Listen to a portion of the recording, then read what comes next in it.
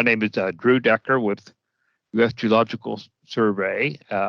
Alex Jonasy and I will be helping with today's call. And so this is the opening welcome for today's USGS Hydrography Community Call for August 23rd, 2022. These calls are held on behalf of the USGS Hydrography Program. The Hydrography Program leads are Steve Aichele, Sue Buto, and Sylvia Terziati. Two of our leads, Sue and Steve, will be presenting on today's call. One thing I want to let our presenters know is that since we're going to be recording this for the USGS site, and we want to ensure it we comply with all of the requirements for that any additional description you may be able to add to the visuals that are seen, it would be helpful as we compile and put the video together. Just wanted to mention that. So we typically open the call with any announcements from the hydrography team and the leads. Then we'll have the presentation with its questions and answers. And then we close with any announcements from our group, which could be anybody here on the call. We will ensure, of course, that the recording is posted later on and help with any questions that come up with that. Since there's maybe a lot of interest in today's topic or a lot of questions, you never know how many questions we'll have. We may not have much time at the end for announcements, but we will see how this comes together. For questions, I will defer to Sue and Steve as to how they want to handle them. I believe the default would be to have the presentation and folks can ask their questions during the presentation in the chat, and we'll keep an eye on that too. So when it's question and answer time later on, we can go down the chat and discuss a bit. Depending on how many questions we have there, folks after the call or the presentation can also raise their hand or just chime in. So are there any questions from the group? Okay, no questions. Sue and Steve, are you here and ready to present here in a moment? Yes, we are. That's great. Great. All right. Great. Okay, well, today's topic is going to be the 3D Hydrography Program transition timelines. And Steve and Sue will be presenting. And thank you, Steve. We see your screen share now. Excellent. Sue's actually going to lead us off here. Okay, thank you. Thanks, Steve. If you can just hit the next slide. So we like to kind of start, or at least I do, with a look back at where we've been and where we're going with the topographic mapping in the USGS. So we began in 1884 with the authority to map topography for the United States. And in that era, we collected data to make our maps, as you can see from the image above in the top right of the slide, using plane tables and theodolites and field work. So there was an era when we began to actually harvest data from those maps to create our initial and our ongoing digital data collections in the advent of GIS and other computer-aided systems. And so we moved into a period where our maps were being used to make the data. And this period was one in which our elevation and our hydrography data became separated from each other and sort of went on their paths. Whereas with a topographic map, an old school 24K quad, those data are inherently aligned with each other. So now that we're able to collect and are actively collecting new high accuracy 3D data for the nation, we're now able to bring those two data streams back together and derive aligned hydrography data from that high resolution elevation data. So we're moving back into an era where we're collecting data to make maps, and it's kind of an exciting era, but lots of change ahead. Next. So I'll take a minute to introduce the big overarching concept that we're working with, which is the 3D National Topography Model. And this is a vision that's tied to our long-term vision of a 3D nation that we've had with NOAA, which has a goal to create a continuous elevation surface from the peaks of our mountains to the depths of our waters, with NOAA being responsible for the ocean water portion of that, and USGS responsible for the terrestrial portion. So we're moving towards development of a 3D national topography model, first by creating and completing our national baseline data sets. And I'll highlight particularly the progress that we've made with 3DEP, with the 3D elevation program, which at the end of FY21 had 84% of the nation either complete or in progress with high resolution elevation data. And we believe we're on track to complete acquisition by FY26. We're coming to the end of the federal fiscal year, and we should have our FY22 completion numbers sometime after the beginning of the next fiscal year. And the next thing that we're actively working on is development of our next generation programs. And those are the 3D Hydrography Program, which we're going to discuss today, and also a move towards developing or planning what's next for 3DEP, what's the next generation of 3DEP, and that's actively being worked on at the moment. And then our longer term goal is, as I mentioned, to develop the 3D National Topography Model, which would be a 3D data model to fully integrate 3D HP and the next generation of 3DEP, and plans or potentially to integrate other data from the national map.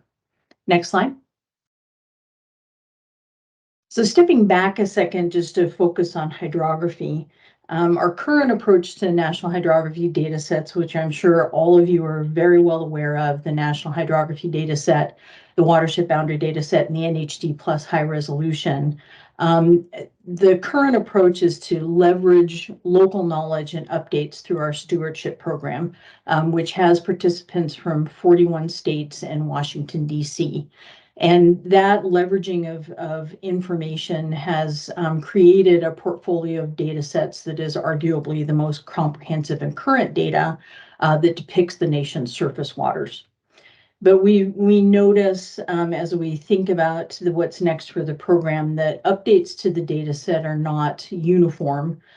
Some areas have been updated over the years through active stewardship, and other areas have not, where there's not resources for our steward community to actively work on the data set. And so what we see is that the national consistency of the data set has decreased over time. But most importantly, as we move to complete our collection of high resolution elevation data, the NHD surface water features in most places don't align well with the highly accurate 3D elevation program data. Next slide.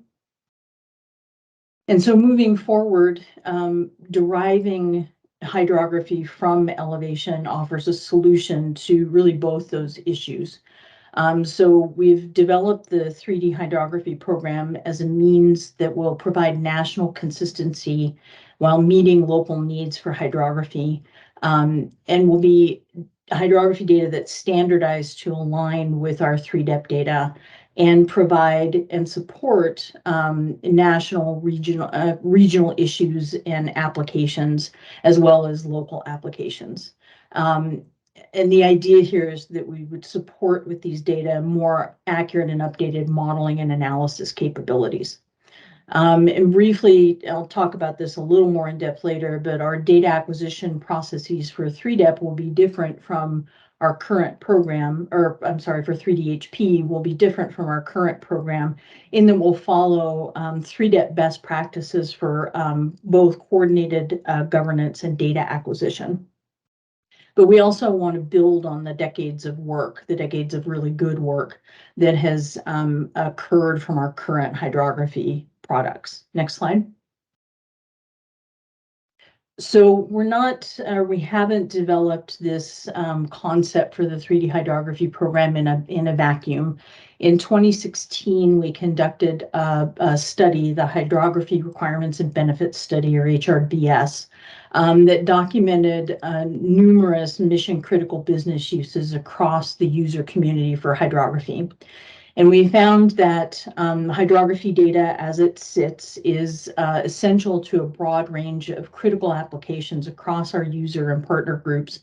And the current program provides about 538 million in annual benefits to its users. But we also found that a modernized 3D enabled hydrography program has the potential to provide over $1 billion dollars annually in benefits if all user requirements are met as identified in the HRBS. Next slide. And so we took a look at 3 scenarios from the study to determine what we think is the best path forward for the program. And I'll take a minute to note that when I'm talking about half meter or 1 meter DEMs, I'm talking about the continental United States, islands, and territories. 3DUP data for Alaska is currently IFSAR data and provides us a 5 meter digital terrain model. Or DSM that we're deriving hydrography from. So when I mention DEMs here, it's for CONUS and islands and territories. So I'll briefly say that the third scenario that we looked at is to derive new data from half meter DEMs. But we don't currently in CONUS with LiDAR collections have consistent 3DEP data that would support half meter DEMs.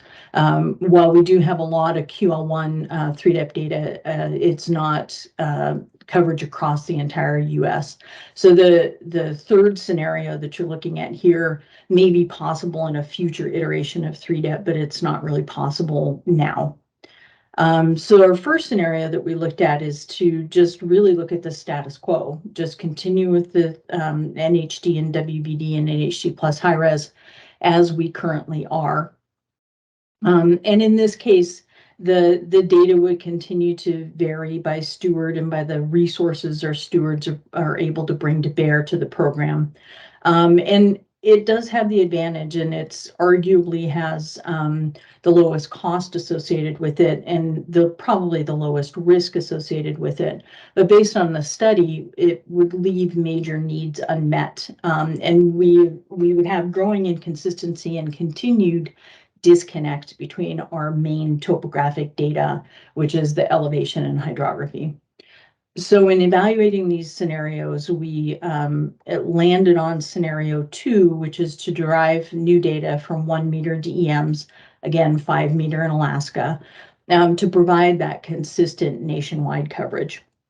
And we found that this scenario would meet most of the needs of the respondents to the HRBS, but it is a scenario that will require significant increased investment, both from USGS and from our partners to complete. And we estimate that completion could happen in 9 years if we all get together behind this and this effort and work towards the goal of completing it. Next slide. Also quickly want to mention that, one of the key things to 3DHP is supporting the Internet of Water.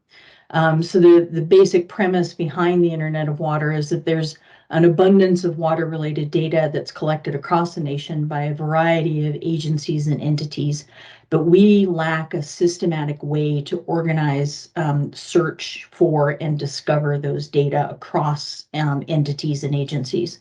So USGS and our federal partners are developing a geospatial information infrastructure that will allow for federated sharing and discovering of water information in the context of the stream network. And 3DHP is intended to be that stream network to provide the geospatial underpinning for the Internet of Water. Next slide. So I mentioned briefly earlier, but I'll hit on it a little harder here, that the idea is that 3DHP will follow 3DEP in best practices for data governance and acquisition. So we have plans pending funding to add 3DHP to the 3DEP broad agency announcement to solicit partnerships for data acquisition to the broad community. And when we say partnerships, we are talking about financial partnerships to share the burden of data collection and updating these data across our community. And the goal is to contract acquisition of 3D primarily through the USGS geospatial products and services contracts, which is the same vehicle or mechanism that we use for the lion's share of 3DEP data acquisition. And we're already doing this effort or working on this effort in Alaska with the IFSAR data and supported by AMEC and the Alaska mapping funds that USGS benefits from. And so the other key to this is providing specifications for the data. So not directing contractors specifically how to collect the data, but providing a specification that indicates what the bar is that has to be met to bring data into the 3DHP. And those are in our current specifications, which are being updated actively, kind of almost as we speak. Next slide. So I just want to hit quickly on the idea that all our partners have a role to play in our hydrography program. And this is true of the NHD and the WPD as well. USGS manages these data on behalf of the hydrography community, but we need our federal, state, local, academic, tribal, and private partners to help us to collect and to manage these data and to develop new applications and innovations on the data that we hope that 3DHP will allow us to expand those applications and innovations as we move forward across the nation. Next slide, and I think I'll pass it on to Steve at this point. All right, thanks, Sue. So sort of tying up a few of the last few slides that Sue mentioned, really our goals for the 3D hydrography program are first and foremost to vertically align, to align vertically, horizontally, and temporally with the 3DEP data. This is by far the #1 concern that has come out of the HRBS study. It's something that we encounter really every day trying to use the data.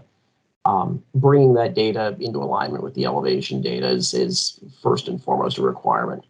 But we've had many years now of experience with the 3D elevation program, and that gives us an opportunity to learn from what's been successful there in terms of adopting best practices for governance, best practices for acquisitions, and models for specification and data validation processes. The other thing that we're really looking to do here is to move from the NHD model, which is really a surface water model, to something that has the ability to better account for the full cycle of hydrology, the full process of how water flows through the environment, whether that's in groundwater, whether that's in wetlands, whether that's in storm drains. But provide that sort of that routing ability for applications like the National Water Census, and then finally being able to interact with other data sets in a more logical, more meaningful way.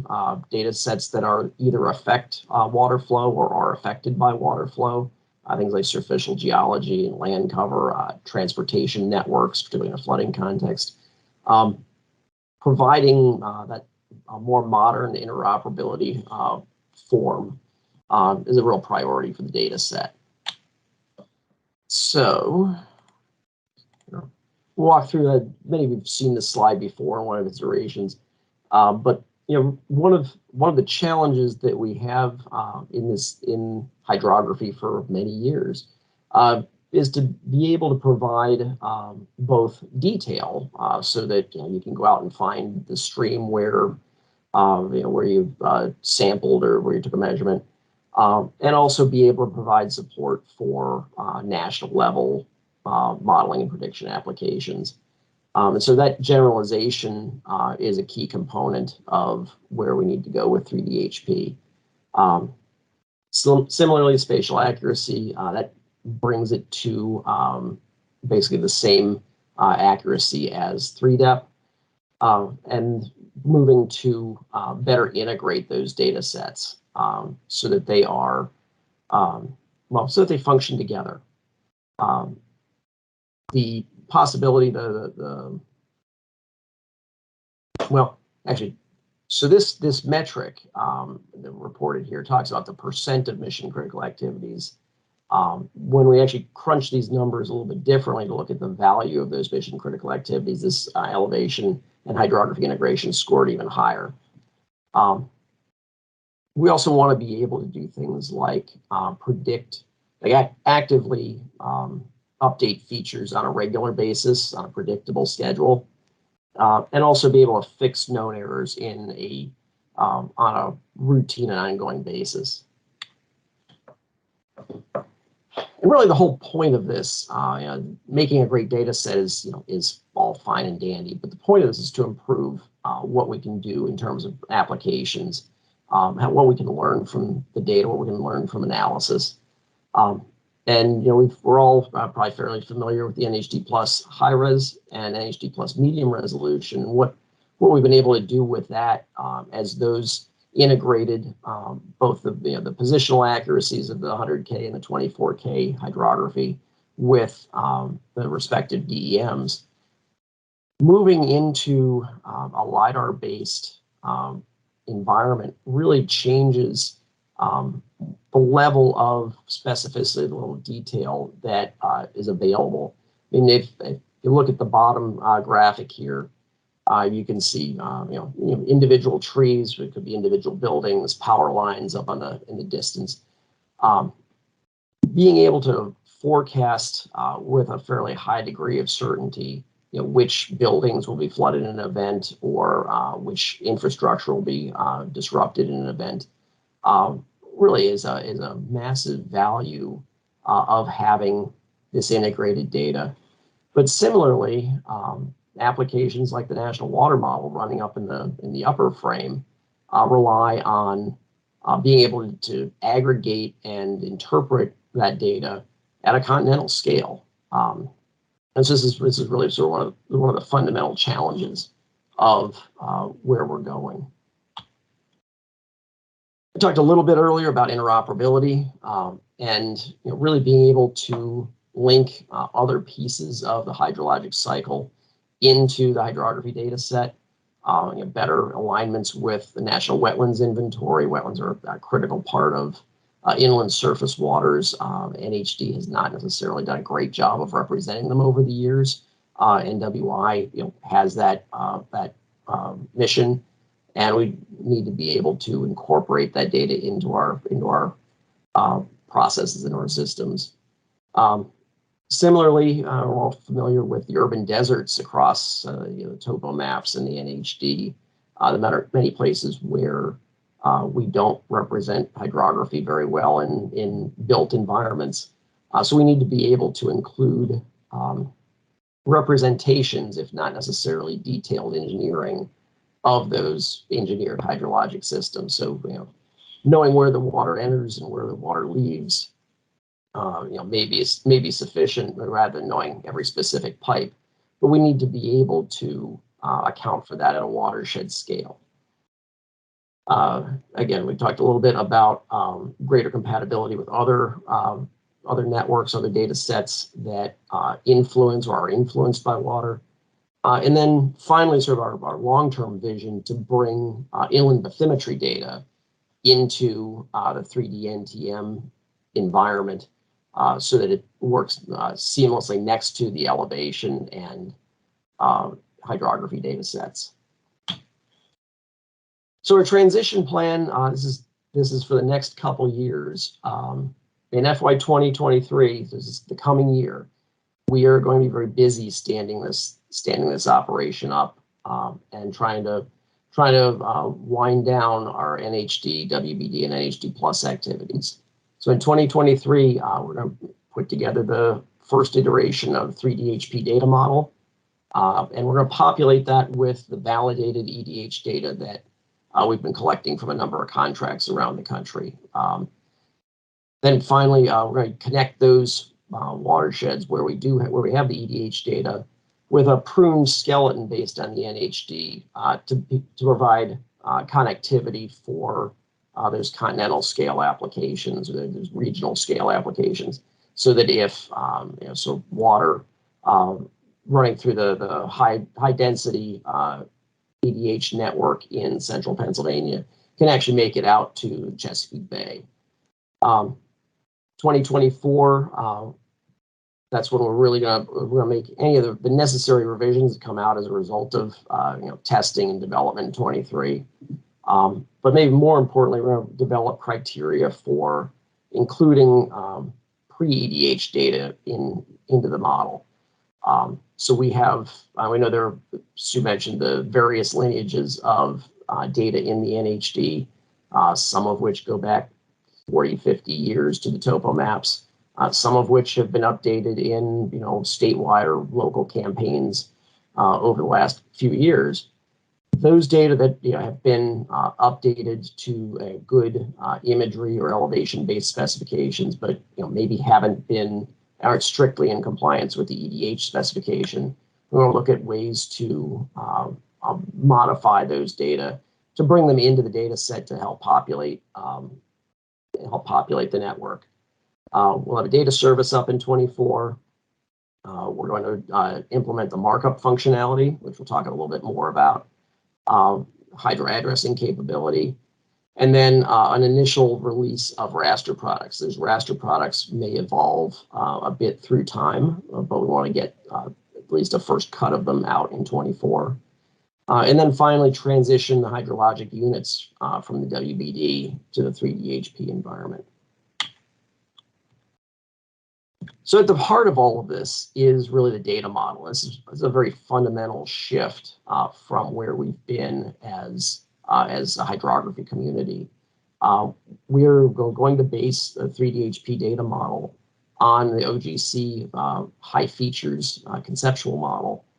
And this is really, it's rather than being based really in arcs and nodes the way the NHD model has been, it's much more, it emphasizes much more logical connectivity and catchment-based connectivity. And so this allows us to really base the system on hydrologic features, and, sort of flowing water, standing water, features from a water perspective, rather than many of the constructed features that have ended up in the NHD, or maybe the human perceived features that have ended up in the NHD. Using the OGC model also promotes interoperability with other entities, the National Water Model and NOAA's Office of Water Prediction, EPA, we work regularly with the Canadians, might even be able to get an interoperable model going there, and with internal USGS partners who are interested in using this approach for their national fabric. Again, because it is catchment based, it really supports a multi-scale data product almost inherently. Way very similar to the way, at least conceptually similar to the way that WBD nested watersheds can support a multi-scale version of watersheds. And then we're really going to prune down the data set in terms of the types of features that are core in the data model. Right now we have over 170, and we're probably going to reduce that to something in the neighborhood of 15 to 20 types of features. Now, some of that really goes back to where NHD came from. Again, NHD was really a cartographic model that we've been using for hydrologic applications for a long time. But back in the day when they were looking at the topographic maps, anything that was kind of water or water adjacent ended up in the NHD. And so we have 22 different varieties of pipelines. We have 24 different varieties of reservoirs, including swimming pools in the data model.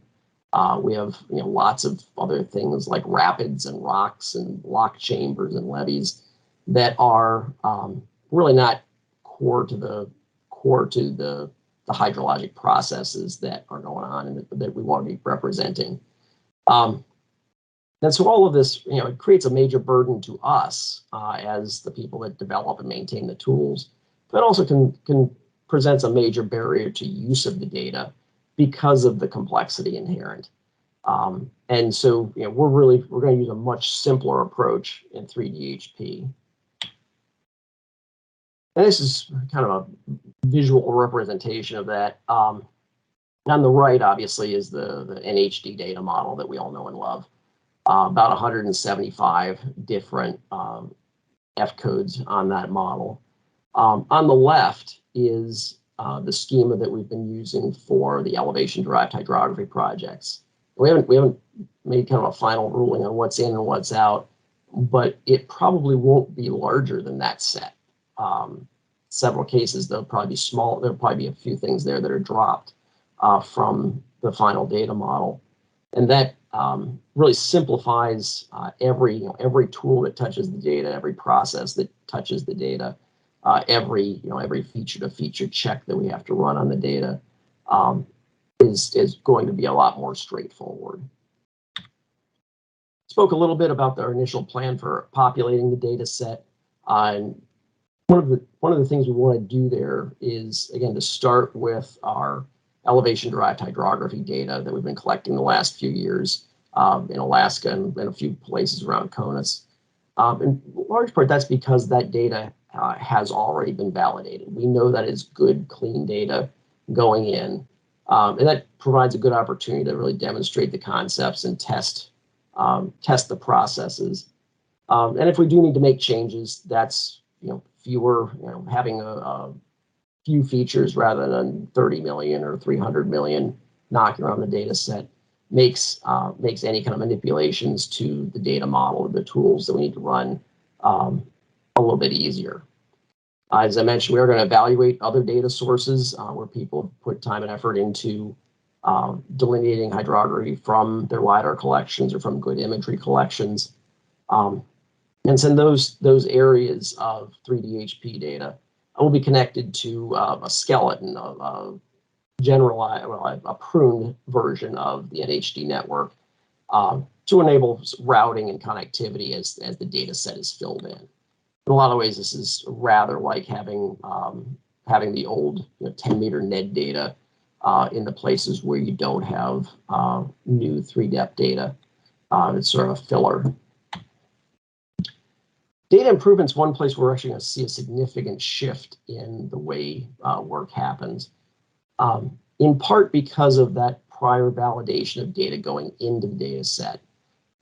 That's never really been a feature of the NHD workflow. It has been in the WVD, but has not really been a part of the NHD workflow. And a lot of the time that we spend on things like NHD plus high-res production are actually cleaning up problems in the NHD. So we're going to work on making sure it's good data that goes into the 3DHP data model. And presumably, by validating the data in advance, we expect to significantly reduce the need for wiggling lines for geometric editing of the data set. In fact, at some level, the geometric editing of the data set needs to be very careful with that because it will likely result in misalignment with the elevation data. However, user corrections to geometry and attribution will still be routed. They'll be routed through the markup application, which many of you are familiar with. That markup app is a much lighter weight environment, and so we don't need everybody contributing a change or contributing a knowledge of local hydrography to be versed in the NHD edit tools or in how to do database check-ins and checkouts. That's again, it's a significant burden to incorporating that local knowledge of hydrography. And we want to try to expand the number of people that are able to make contributions without, without having to climb that learning curve of knowing the edit tools.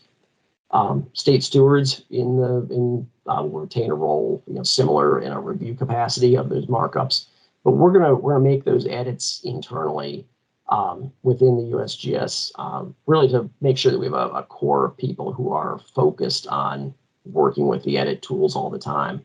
Again, this is a question of what the learning curve is for editing versus understanding of hydrology out in the field. And migrating the markup tools, the NHD markup tools, to 3DHP is slated for 24.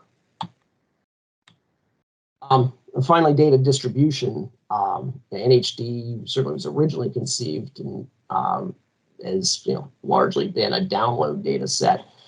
People grab a copy and do what they need to do, and they're off and running, or they grab a copy and make some changes and then never find their way back. The primary with 3DHP, we want the primary access to be services, and this really ties in with the Internet of Water concept. If you're addressing things to hydrographic features, we all want to be talking about the same set of hydrographic features with those addresses, not different versions of them. So services make sure everyone's accessing the same data and limit the branching of the data set. However, one of the things we have heard clearly is that there is a need for a static version periodically. At this point, we're scoping that as annual releases of the data set. But these are things that scientists in particular need to be able to reference for research purposes, to say, I used this data to perform this analysis. And that's something that we also haven't really been able to do with the NHD over the years. But we will be able to do, we'll be building that into 3DHP. And you've seen this graphic before. There's a lot going on in FY23. We've assembled our governance and communication structures. We've worked through pilots in both Alaska and CONUS. We've learned a lot from those, provide a lot of additional guidance and revisions to the specifications to make sure those are working. On the baseline data set completion item, we are going to produce NHD plus high-res in Alaska this year to fit our GPRA metric. But beyond that, we will shift production to 3DHP. Again, 3DHP is going to include both, include the things that are core to NHD plus high-res, would be a catchment, channels catchments, and raster products. But we're going to shift to that environment rather than continuing to work with the NHD plus tools. Moving down through the acquisition items, those are areas where Sue's been very active, trying to work through our elaborate process in the federal government to get a BAA out. We hope to be able to do that and hope to have funding to support it next year. We are putting together operational plans, data models, that sort of thing. And then hope to be able to start to pilot some of the infrastructure tools, working with partners, particularly in the water mission area and at the GeoConnects, to be able to have more, be able to start to leverage some of those technologies for addressing and search and discovery. During this transition period, things are going to be a little challenging. We have to basically wind down processes for NHD, WBD, and NHD plus HR over the next year. Starting with markups, if partners provide markups by November 30th, we will get those implemented. After that, it becomes a resource, as resources available kind of question. So that's the markup threshold. Editing, we need to phase out external editing during the first quarter of next fiscal year. So that's by December 31st. And so we're discontinuing new editor training. That's probably new training, you know, climbing that learning curve for 4 months probably doesn't make a lot of sense. We're start to restrict job checkouts and phase out external edit access to the database. WBD editing, mostly because it's largely a parallel workflow and a lot less intertwined workflow. We can keep open until June 30th of next year, but we do need to phase that out as well. In 23, we still have some GPRA goals for producing NHD plus high res, so we will do those. But then we're basically going to halt production of NHD plus high res when we meet those goals and start to pivot to producing the 3D HP data sets. At the end of FY23 in September, we're going to publish final versions of each of the data sets. And those versions, you know, will be available for years to come. We know there are people still out there using the NHD plus version 1 from 10 or 12 years ago. Those versions will be out there for the foreseeable future. And the services will also remain active so that we can use things like HydroAdd against the NHD for years to come. And then finally, in HydroAdd, we know we still have some work to do, particularly in the line event, batch QC of line events, and putting polygon events into the tool. That work will happen in 23. And again, that tool will continue to work against the static NHD, but in 24, that tool will migrate to work against 3D HP as well. So for some period of time, it'll work against both. And I think with that, that's the presentation.